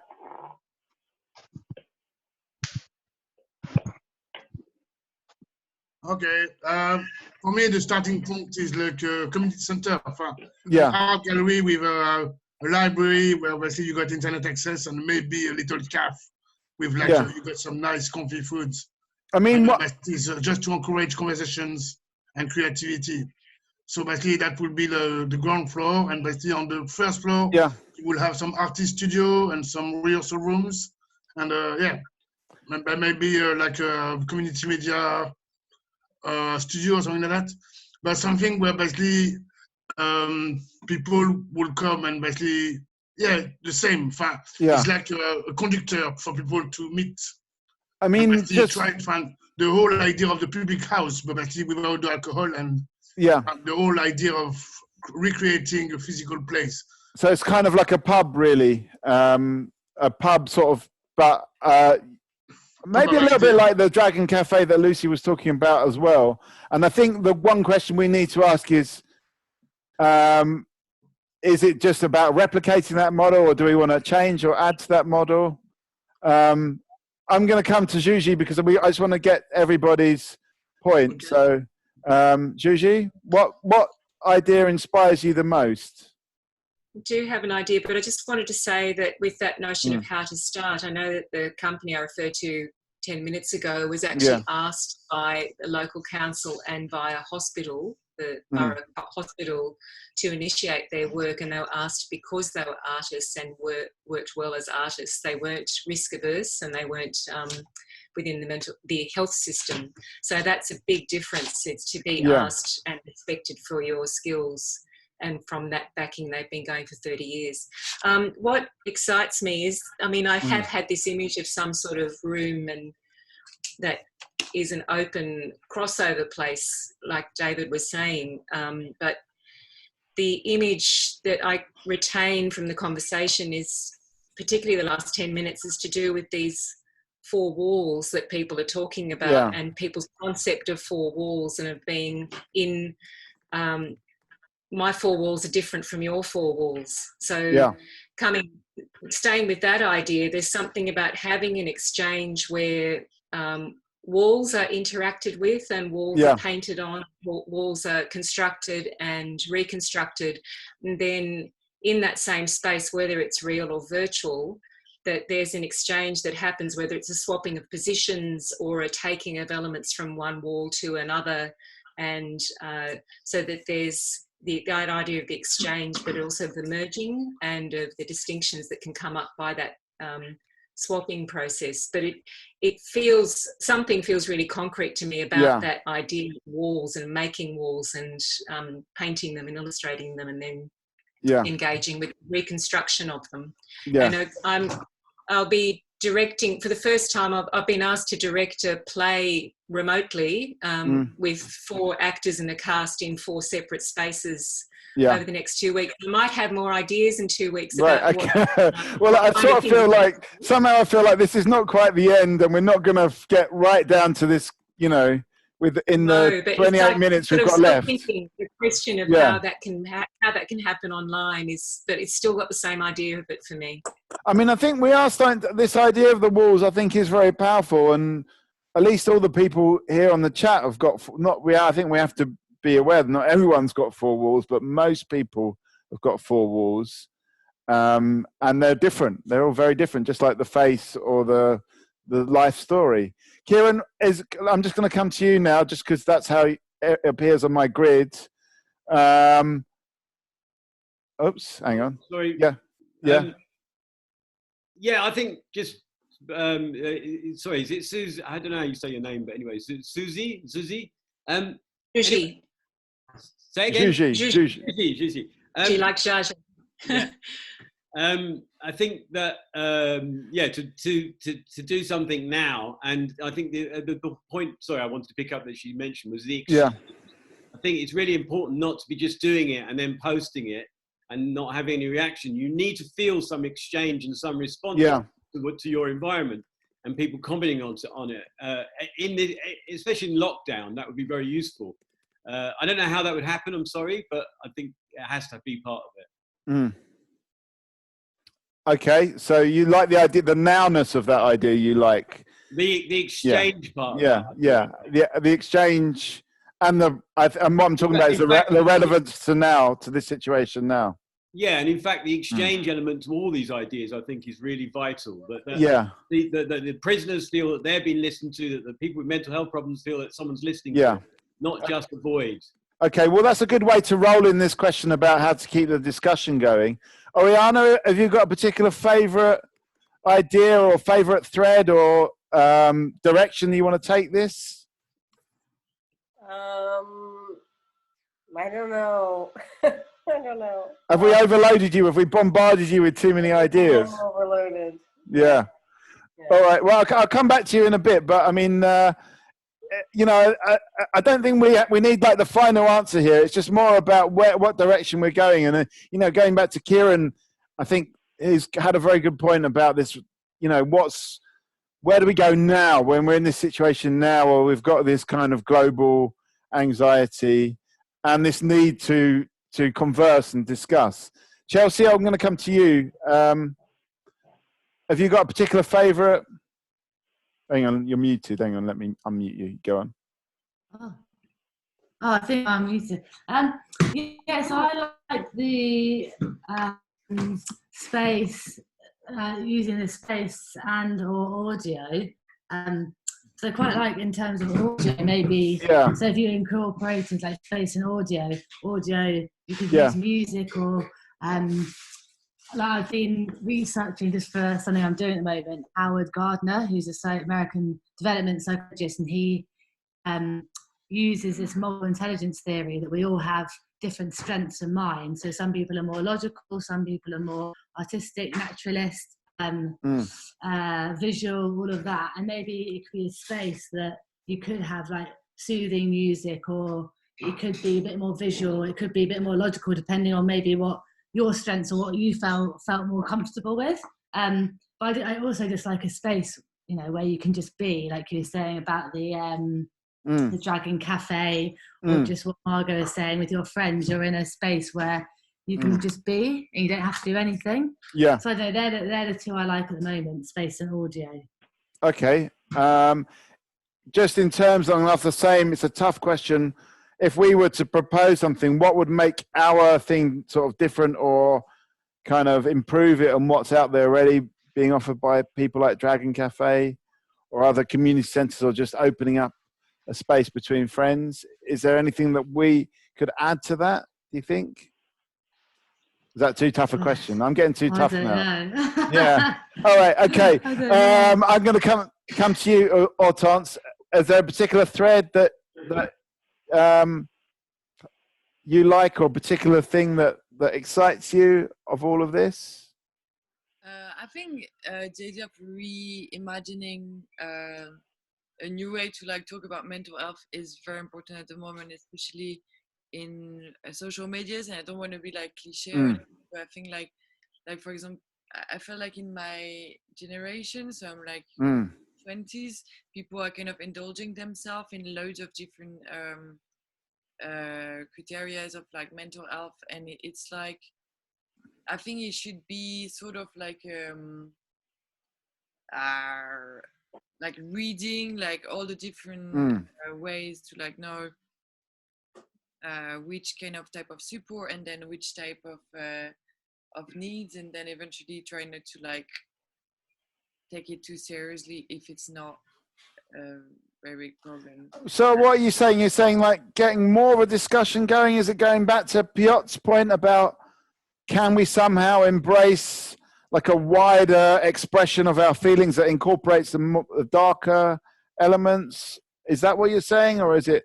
I'm saying it needs to be conscious, like because with all the talks about it on social media, it kind of gets to a point that it's like not taken really seriously, right? Or like it's kind of blurry. It blurs like every line, actually goes back to where it was before in the past, where there were no discussion about it, and you used to so I don't know, there's a need to like define a little bit. Okay, so what are we actually seeing when we see stuff online? It's all a bit blurry, it's all a bit ambiguous.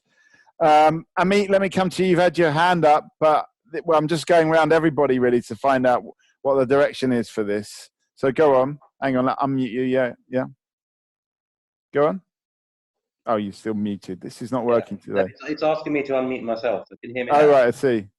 You can hear me? Yeah. Yeah, there were a couple of things. I think Kieran was talking about, there needs to be some kind of exchange of artistic art, creativity, some sort of lifeblood. And I don't know, there's something on sort of social media at the moment, people reproducing famous paintings, or people reproducing awful charity shop paintings through their kind of what they're stuck with in their lockdown, in their homes, whatever they have to hand, kind of reproduce. And I think that's like, it's kind of really taking off. I mean, it seems to be taking off, and people are really buying into it. And that's like, there's the exchange there, isn't it? People are seeing it, becoming inspired.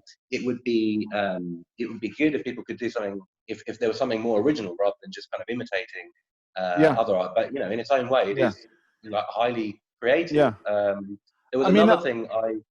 Sorry. No, I was going to say, are we kind of talking about an installation in our own four walls that is kind of our own original sort of installation of our feelings somehow, that we could, I think so. I think could put pass around the internet?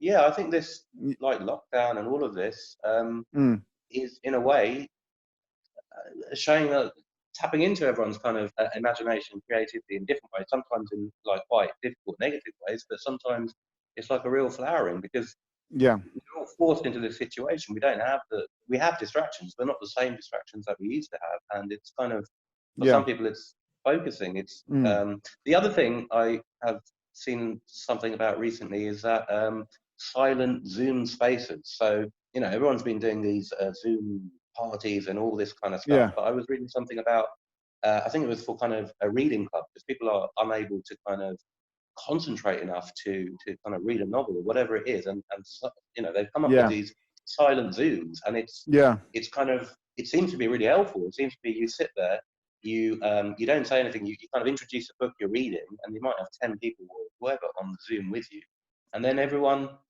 mutes themselves and silently reads, and it seems to allow people to have some concentration, to be able to, you look up and you see that everybody else is reading, and it concentrates you. So maybe some kind of silent Zoom space for okay, so to be able to focus, be together, and do you know what I mean? So it's almost like what we hope to be the opposite of this, although there were moments when we had a silent Zoom space here today. But this idea of that space that David's talking about could actually be created online. It could actually work online. Okay, I'm just going to go to, we've got you down here as X. So I'm going to call you X. Have you got a favorite idea or a thought that where you think this project could go? No, because I was joining too late, so I was just maybe there was a quiz before. I had loads of kids around my head, and only one was a real one, and the others were all fake. So maybe you could guess which one was the real one, but also like show like the kind of mental health working conditions with loads of kids browsing on at the same time.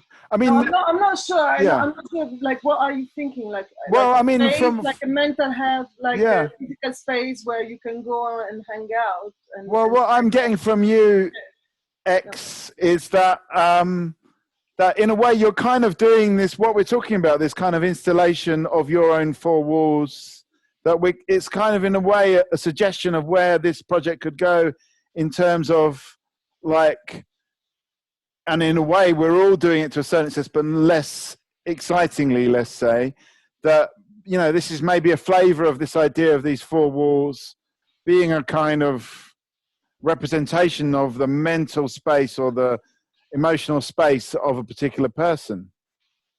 That's what I'm getting, but that might be over-interpreting what's going on. I mean, this is exactly what I was doing, but because I joined late, I wasn't sure that was the topic. But like, what I think I heard somebody saying, "Oh yeah, this is gonna be finished really soon." This kind of lockdown. So I was wondering, is there people really thinking that this is like in a few weeks we're just happy and going out, and then we need to transport this into the physical space, or are there other like nihilist people like me thinking, okay, I'm stuck?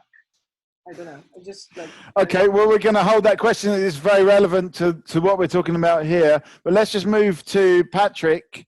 Patrick, what's your favorite idea? What's your sense of direction for this? Basically, I'm just going to like nudge the question a little bit. First of all, I was thinking about theater. That's one thing which we haven't really spoke about, or maybe I've missed it. Maybe I missed it during the first couple of sessions. Like looking at Margot, we had some experiences together doing theater, which was amazing. I thought that could be an absolutely brilliant idea, very therapeutic, fun, community. And another thing is just like the idea also to have a place or whatever place that would be accessible to everyone. Let's say if we think about London, I live in Westminster. When I had an issue a year and a half ago, I'm talking from a perspective of someone who's diagnosed. There was absolutely no way I could get any sort of therapy, art therapy, talking therapy. It was such a bummer. Basically, everything was like nothing was accessible, and I couldn't believe it. And I was wondering, like hearing stories from Lucy and Amit about places where they are involved. Are those places accessible to everyone, or they are actually only for people who live locally? And how would the place that you were thinking about work? Would it be something that's only accessible to local residents or to everyone? That was my question, really. Well, I mean, I'm just gonna park that for now, and we certainly, when we come back to those people, we can answer that. I mean, I guess if you're online and these services have gone online, does it matter where you are in the world? Yeah. Claire just popped up. I just want. I was just about to come to you, Claire. What's your favourite idea? Where do you think we should run with this? Oh, I just came back to answer that question. Okay, yeah, go on. Which was, I feel like there's loads of things that are available for people out there, but doctors, etc., don't pass on the information. It's very much up to the individual to find things, which is a shame because it can take a long time to find things.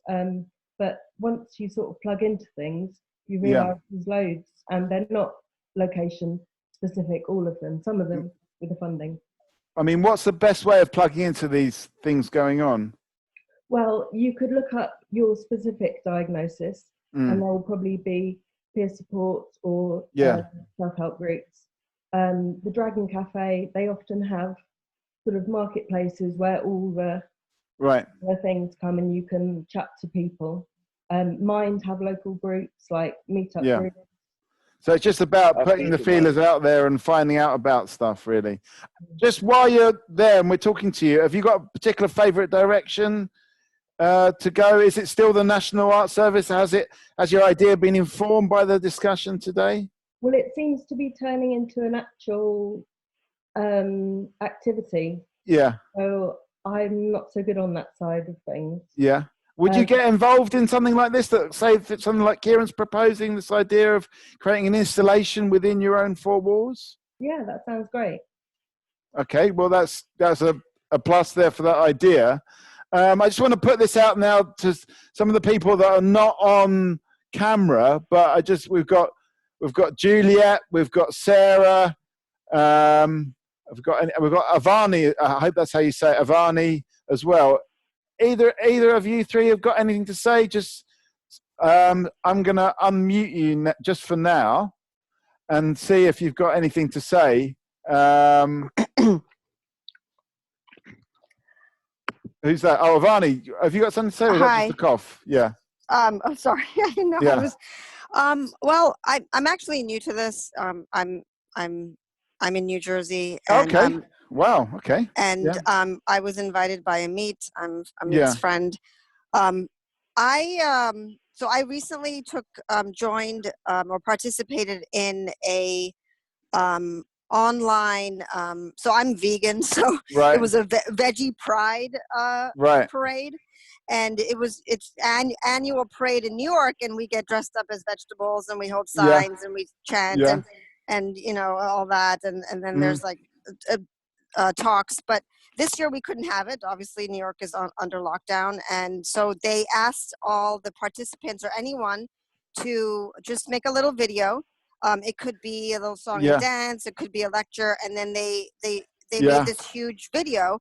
And then they had a watch party. And I was just thinking that people who, you know, may feel isolated and dealing with mental health issues just want to feel connected and in something bigger and larger, and maybe just have an opportunity to express themselves in whatever way. I mean, even if they just want to scream or, you know, anything. Can I just ask you what vegetable you went for in the end? Oh, I didn't get dressed up as a vegetable, but I have a little what do they call it? Those loudspeakers, and I led chants. Right. So, but you know, it was like it was a really long. It was like 3 hours long, but it was really nice because you're with your community, or you know, you're with people who are dealing with the same issues. In the world today, and that's a great perspective to have, and I think it's really interesting to, you know, just to take it a little bit out of, you know, the question of mental health, but also the question of connecting people that actually want to be together. And there's this idea of a parade. I think it's a really nice idea, like an online parade. And how does maybe. It's also about linking. I mean, we've been talking a lot as people speak about how to link people's different video contributions together, rather than on Zoom, always Zoom in other ways. So it definitely links to a lot of the thinking that's going on now. And maybe it could link to this project. I just also want to put a call out to anyone else that's not on camera. We've got Sarah. You definitely want to say something. So let me come to you now, Sarah. Where have you gone? I'm just going to unmute you. Yep. Hello? Sarah, you're live. We can hear you. Brilliant. It's just to reiterate the fact that some of the most marginalised and vulnerable people in our society don't have access. It's not just they can't get out, they just can't get access via social media. And we need to include them, and we need to hear their voices. Yeah. Or their creativity, their expressions, their meaning. I mean, just because Avani was talking about it just now, it's just the last thing we were talking about. Imagine some kind of parade that's an online, it's a virtual parade. Is there a way you could do that with people that are in prisons? And how would you do it? Just thinking creatively? Currently, I don't think there would be. In secure hospitals, there may be more freedom to do that, but not in prisons. Yeah. But could you have like could they make videos or something like that? Or that's possible. I think the main problem there, I think audio maybe might be better, because it's people's confidentiality. It's, as soon as if someone is, represented in a video as a prisoner, their confidentiality is destroyed. Right. So audio could be better. Whereas voices, it can be very expressive, but it's ensuring that anonymity more. Or protecting it. So in a way, we're kind of solving a few problems here, but we're coming up with other problems to solve at the same time. Juliet, did you have anything to say about this?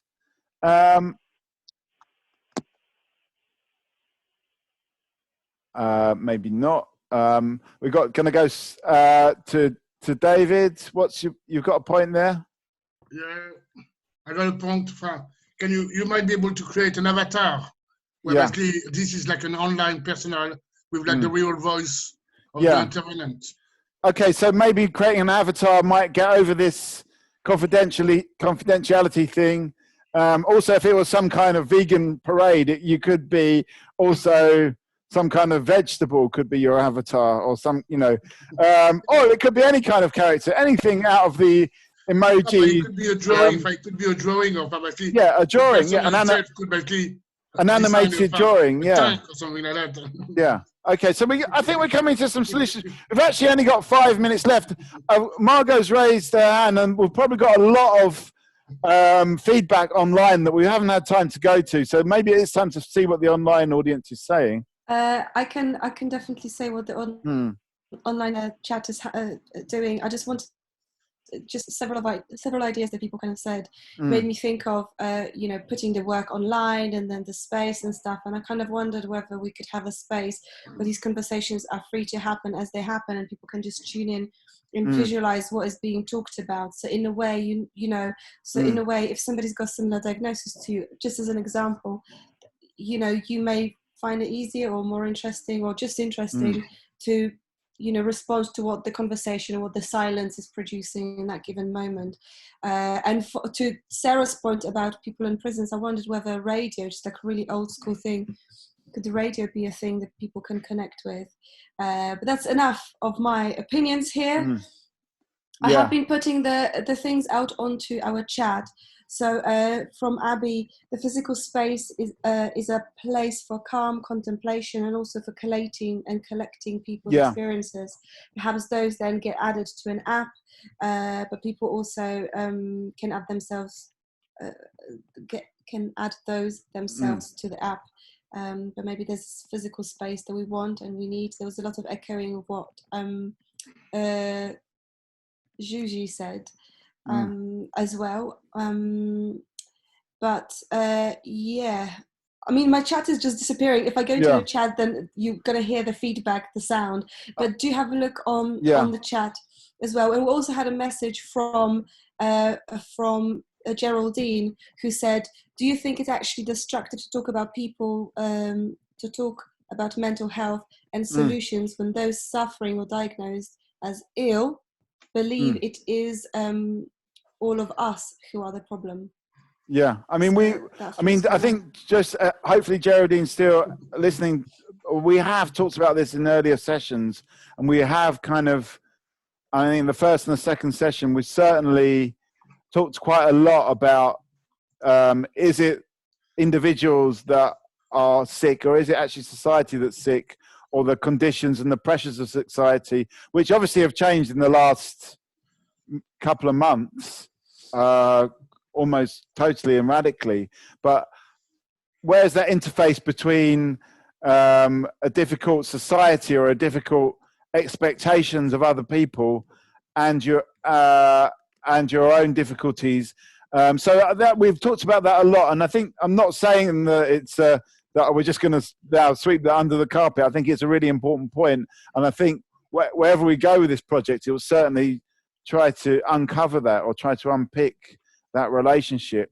I think the only thing now is we're kind of coming to the end, so it's kind of, I feel like we've gone somewhere in terms of like almost in a very imaginative, creative way, kind of somehow through some kind of creative gravitational force sucked all these ideas together into one idea somehow. But let's just get final thoughts about where people see this going. Kieran, you got your hand up. Well, I mean, I think people should, if they can, be bothered or inspired by it. Maybe go ahead and just do some artworks at home and record their small space and let us know what they're doing. Even if this doesn't happen, you know, like I say, you know, lockdown won't go on forever. But also, I just want to add that a lot of people have put links in your chat for us to look at, which obviously we can't look at once this is over.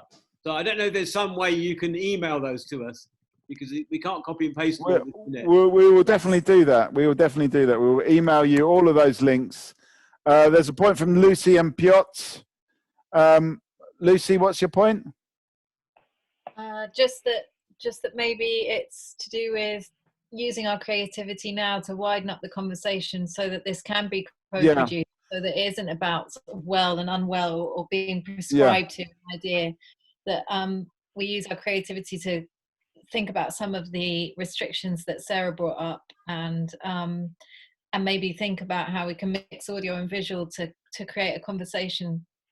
I mean, what I really like about that is the response from what Sarah said. It wasn't like, oh, let's just forget about those people. It's like there is immediately, and it's just the first suggestion straight away from David about, well, avatars or animations, and a few different people have suggested. And that's what I like about this conversation. Actually, people are coming up with answers to these problems that may be a little bit unrealistic, but at the same time, they're imaginative and they actually will, you know, could potentially go somewhere. So that's what I think that's great about this conversation. Piotr, what's your thought? I believe if we could keep going with this kind of conversation and bring more participants, it could help as well. Suggestion for some different art coping way as well. I'm not sure if it has been mentioned before, but we will talk a lot about the space in order, like we has been locked down, but as well we should think, I mean, from the family perspective, like normally, so most of the family are out and mostly you are in your own space, but now it's like your space is actually intimidated by other members because they are locked down.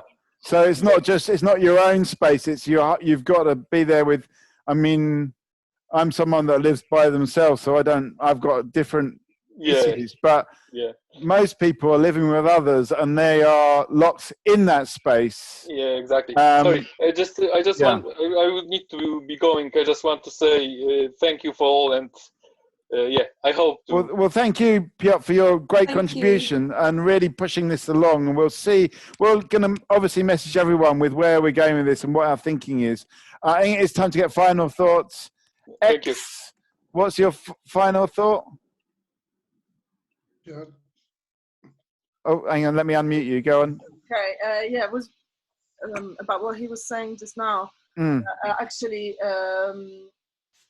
the private has become the social, but then actually the public physical space is instead now the space of separation and where actually there is no intimacy. So I think there is this kind of weird inversion. Weird inversion of intimate and social and common and private that is quite unheard of. I mean, is there anything we can do with that? Can we play with that creatively, do you think? I think we are all already playing with that. Yeah. Okay. I guess we just keep the ideas flowing. Any final thoughts from anybody out there? Final thoughts. Now's the time. Kieran? I wanted to add to X a name or whatever, Leonora or whatever. Anyway, maybe that's another thing we could do while we were at this, is record some of our time outside when we take our hours exercise, or how people are transgressing that a little bit. Yeah. That was all. Okay, so get the phone on record when you get out and about. Amit, final thought? I'm unmuting myself. Yeah, no, just this process itself. I think I've said it in previous videos. This is a creative process. I mean, getting everyone together, just like allowing people to think and talk, and share ideas. So this is it. I mean, I don't have any other final thoughts. I think what I'm getting from you and what I'm getting from previous responses is that whatever we come up with, it has to keep that sense of discussion, a to and fro. I feel I get that from Sarah as well. We've got to try to expand it to other people. That sense of flow of discussion is really, really important that we've got to maintain. That's what Kieran said, isn't it? Yeah. That's what Kieran said. Yeah, absolutely. I agree. You need some oxygen for this. Yeah. Okay. Are we going to leave it there? Any final thoughts from anybody? I don't know. Yes, just a quick one for a mental health helpline. So basically, just like one-stop shop about mental health for activities and service toward the general audience. Did I say that? Something? Oh, yeah, that's it. Something where basically you can reach out either to the audience, or you can find the people who are sick themselves, who are looking for information, or maybe the general public, basically, who have family or relatives affected by mental health and need information about services. Okay, so like, it's once again, it goes back to, I think, this point about being able to access these things, having one point of access that you can actually find out and be directed, not just to, I suppose, psychiatric help, but also to creative help as well. Maybe it comes back to the National Art Service, could also be linked in to this one thing. Okay, Amit, final thought. Then we're going to let everybody go. What is it? Can you do some kind of talkie-okey special, which is from, virtually from some kind of institution, psychiatric institution, I don't know, if possible, from a prison or something, and just get their, people's input from those very places that we're talking about. I mean, is that possible? Yes, of course it's possible, and we can do it. Lucy's nodding as well, so that must mean it's possible. We've talked about doing it at Bethlehem, haven't we? So there's an aspiration for that. I mean, sounds good. It sounds good. Yeah. Okay, well, watch this space. We're going to keep. I will say that we're not maybe about this thing, but we're doing another talkie-okey next Tuesday for Rich Mix, and next Wednesday for Upper Norwood Library. The Rich Mix one's at 12. The Wednesday one, next Wednesday the 6th, is at 2 o'clock. You're welcome to join both. Check our website if you want to come and join in for more chat. We're going to get back to you on this project. We're going to try and coalesce all of these ideas, form it into one proposal. We're going to also try and get another level of feedback from you if you've got the energy to actually come back and see what you think of our final proposal. We're going to just go and sit and argue probably for the next few days about what it actually is. Thanks everyone for joining. Thanks for taking part. See you later. I feel like it's a wave. It's not. And thanks for people joining from different continents. We had 3 continents today. The North America and Australia. Thanks everyone for making the effort to cross time zones. Oh, 4 continents, South America as well. So thanks, guys, everyone for joining. It's been great. We will be back soon. Margot, final thing. Final thing is that I have put all the links to everything that people have referenced underneath the live stream on Facebook, so you can access it there. But if you want to send, if you can't access it through Facebook, let me know. I'll try to include it in the next email. We will include it in the next email. Thanks very much. Goodbye, everybody. Thank you. Kisses to all. Bye-bye.